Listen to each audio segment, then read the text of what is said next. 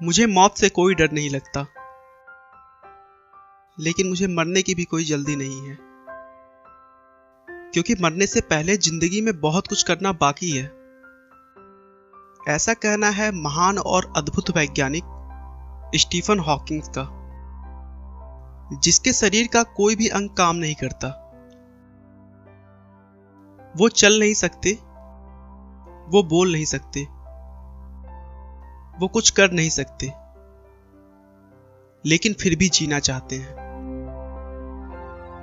Stephen का कहना है कि मृत्यु तो निश्चित है, लेकिन जन्म और मृत्यु के बीच कैसे जीना चाहते हैं वह हम पर निर्भर करता है। चाहे जिंदगी जितनी भी कठिन हो, आप हमेशा कुछ न कुछ कर सकते हैं और सफल हो सकते हैं। स्टीफन का जन्म 8 जनवरी 1942 में इंग्लैंड के ऑक्सफोर्ड शहर में हुआ था। जब स्टीफन हॉकिंग का जन्म हुआ, उस समय दूसरा विश्व युद्ध चल रहा था।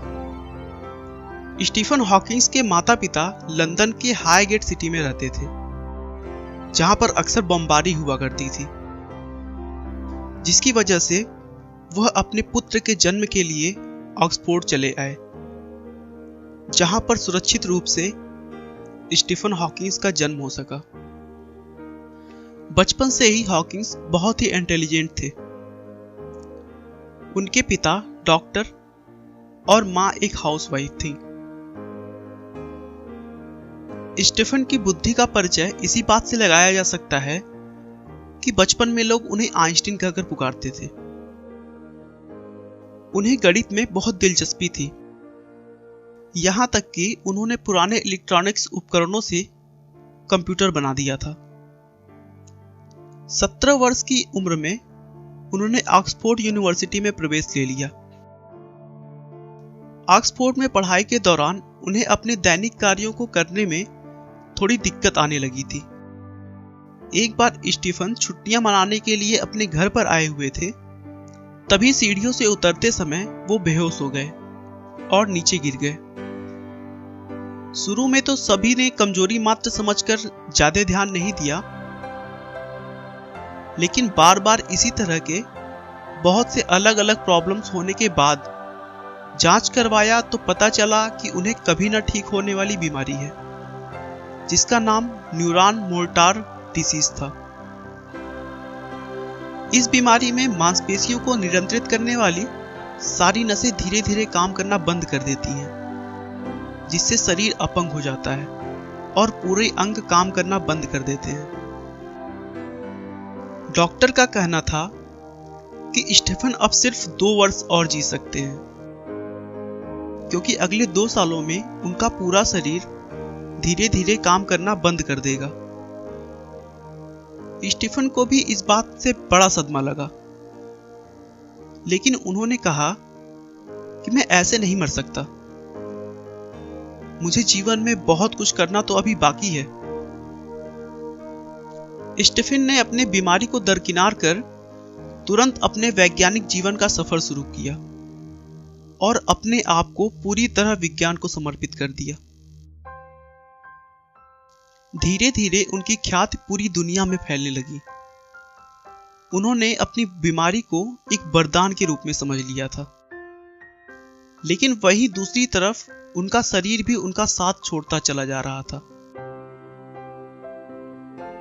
धीरे धीरे उनका बायां हिस्सा पूरा काम करना बंद कर दिया।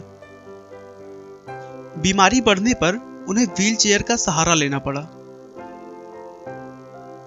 उनकी ये चेयर एक कंप्यूटर के साथ बनी है, जो उनके सर, उनकी आंखों और उनके हाथों के कंपन से पता लगा लेती है कि वो क्या बोलना चाह रहे हैं। धीरे धीरे स्टीफन का पूरा शरीर काम करना बंद कर दिया था, लेकिन उस बीमारी में एक प्लस पॉइंट भी था कि इस बीमारी से स्टीफन सिर्फ शारीरिक रूप से अपंग हो रहे थे, ना कि मानसिक रूप से। उसके बाद लोग यूं ही देखते चले गए और हॉकिंग्स मौत को मात पे मात दे रहे थे। उन्होंने ब्लैक होल का कॉन्सेप्ट और हॉकिंग रेडिएशन का महान विचार दुनिया को दिया।